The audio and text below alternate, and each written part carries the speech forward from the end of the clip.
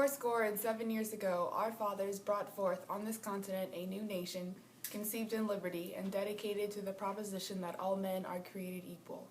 Now we are engaged in a great civil war, testing whether that nation or any nation so conceived and so dedicated can long endure. We are met on a great battlefield of that war.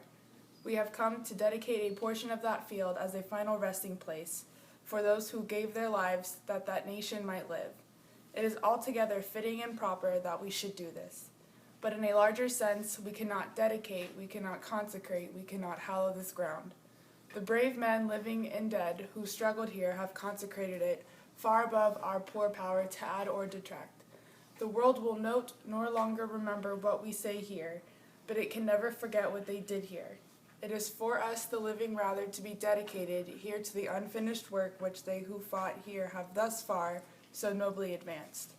It is rather for us to be here dedicated to the great task remaining before us, that from these honored dead we take increased devotion to that cause for which they gave the full last measure of the devotion, that we were here highly resolved that those dead shall not have died in vain, that this nation under God shall have a new birth of freedom, and that government of the people, by the people, for the people, shall not perish from the earth.